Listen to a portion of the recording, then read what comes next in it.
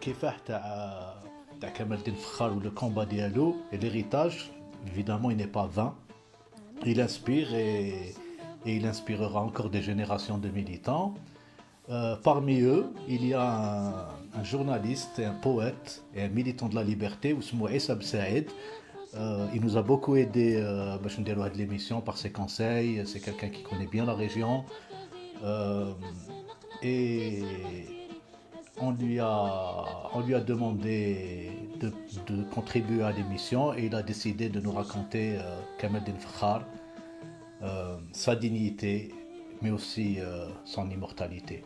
Dommage de Issa Bsaïd. Fakhar ou la digne leçon de militantisme. Le docteur Kamel Din Fakhar n'est pas mort.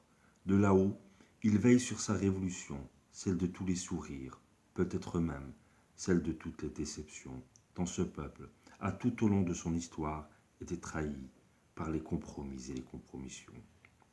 Fakhar, lui, avait signé un pacte d'honneur avec son peuple, et aucune autre trahison ne pourrait avoir raison de celles et ceux qui ont décidé de continuer après lui sa marche vers la liberté à travers un mouvement populaire inédit. Fakhar n'a jamais fait de l'ombre au grand nom et révolutionnaire de cette région. Il a su rajouter une ligne d'or. Son nom retentira à jamais en Algérie, à travers le monde, et à chaque fois que l'on ouvrira les livres d'histoire. Sa disparition survenue le 28 mai 2019, après 54 jours de grève de la faim, est un meurtre qui ne porte pas son nom.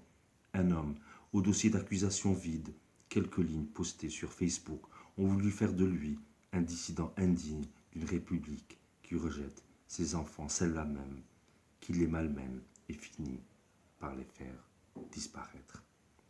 Hier, le pouvoir avait promis, comme pour toutes les précédentes affaires, de faire toute la lumière sur celle de Fakhar.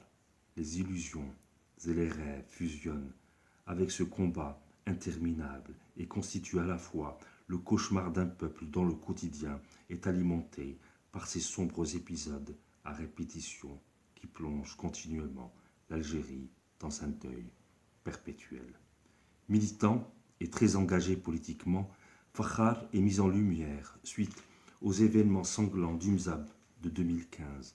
La région, connue pour son histoire, a vécu les affres de la Hagra pour que ce 5e mandat, celui de la honte, consacre une dynastie, celle des Bouteflika. Des années plus tard, Fakhar tombera dans son champ de bataille le 28 mai 2019, mais pour lui, son Algérie restera éternellement debout, passé de l'ombre à la lumière, des vivants, ceux que l'humanité tout entière gardera dans sa mémoire collective à jamais, comme un des grands défenseurs pour la liberté des peuples. Bassaïd Aïssa pour Radio Corona International.